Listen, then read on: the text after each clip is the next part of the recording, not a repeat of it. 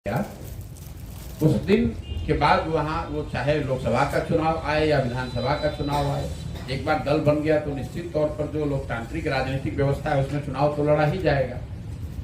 दल बनने को लेकर जो बात मैंने पदयात्रा शुरू करने के पहले कही और आज भी उसी बात पर कायम हूँ कि दल तभी बनेगा जब मैं पूरी बिहार की पदयात्रा पूरी कर लूँ, हर गांव पंचायत प्रखंड को देख लूँ, समझ लूँ, उन लोगों से बातचीत कर लूँ जो दल बनाना चाहते हैं। दल प्रशांत किशोर को अगर बनाना होता तो हम तो पटना में बैठ के बना सकते थे। मैं जो आपको बार बार समझाने की कोशिश कर रहा हूं कि जब तक इन तीनों चीजों को समायोजित नहीं किया जाएगा, आप दल बना लीजिएगा, लोग ही नहीं तैयार है, लोगों की समझ नहीं है, फिर जाकर वही गलती करेगा। तो लोगों को पहले समझाया जाए, प्रेरित किया जाए, उन्हीं के बीच से ऐसे लोगों को निकाला जाए कि दल जो बनाए और दोनों काम हो जाए तो उसके साथ साथ एक योजना भी हो। ऐसा ना हो कि चुन के आने के बाद फिर आप अध्ययन करना शुरू करें कि बिहार की समस्या क्या है और इसका निपटारा कैसे होगा। तो जहां तक मैं समझता हूं आपके सवाल का जो जवाब है, लोकसभा से पहले मुझे नहीं लगता है कि दल दल बन पाएगा, इसलिए कि पदयात्रा लोकसभा से पहले तो पूरी हो नहीं पाएगी, हम लोग तो चल ही रहे डेली।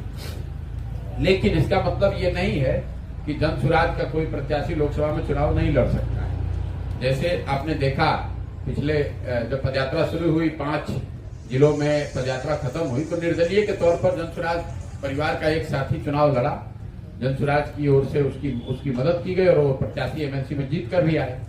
ये निर्णय पूरी तरीके से जो जिला की इकाइयां हैं उन पर है। जहां पदयात्रा हो गई या आगे जहां भी जनसुराज के नाम पर जो संगठन बन रहा है, जो लोग जुड़े हैं, अगर वो तय करते हैं कि हमें चुनाव लड़ना है, लोकसभा का चुनाव हो, नगर निकाय का चुनाव हो, पंचायत का चुनाव हो या विधानसभा का चुनाव हो, कोई बीच मान लीजिए उपचुनाव आ गया, तो ये निर्णय पूरी तरीके से स्थानीय जो संगठन है, इकाई है उसकी है, क्योंकि जनसुराज में कोई राज्य की इकाई नहीं है, राज्य का कोई नेता नहीं है जो निर्णय ले सकता है। अब छपरा में मान लीजिए मेयर का उपचुनाव होने की संभावना है, तो ये निर्णय सिर्फ और सिर्फ छपरा में जो जनसुराज की इकाई है उन्हीं को लेना है कि भाई हमको लड़ना है कि नहीं लड़ना। अगर लड़ना है तो वो लोग सब लोग मिलकर लड़ेंगे। यही बात कमोबेश लोकसभा में भी रहेगी।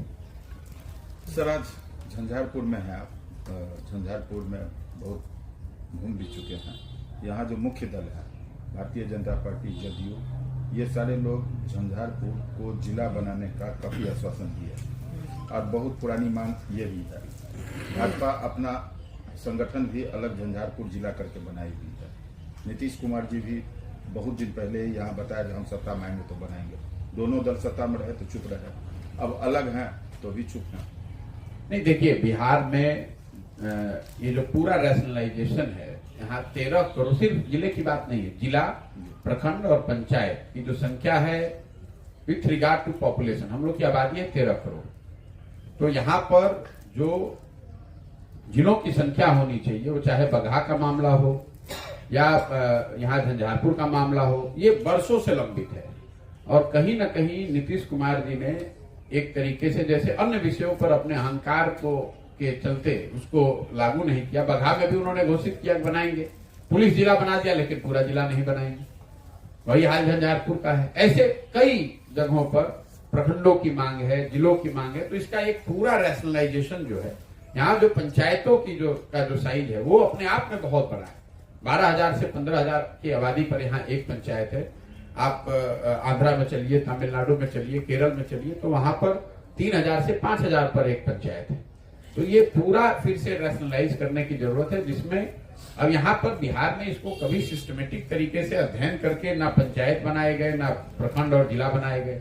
राजनीतिक तौर पर जब जिसको सुटेबल लगा उसने अपना वहां पर एक जिला बना दिया, एक प्रखंड बना दिया। मुझे लग रहा है कि बिहार में इसकी एक समुचित इसका अध्ययन कराकर इसको फिर से और एडमिनिस्ट्रेटिव इकाइयों को छोटा करने की जरूरत है, चाहे वो पंचायत हो, प्रखंड हो या जिला हो।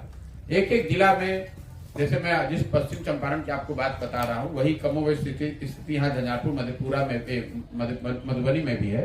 एक एक जिला की आबादी 30 लाख, 35 लाख, 40 लाख है। जो जिले के पदाधिकारी हैं वो तो अपने टेन्योर में जिला का भ्रमण तक नहीं कर पाएंगे, समस्या का समाधान क्या करेंगे।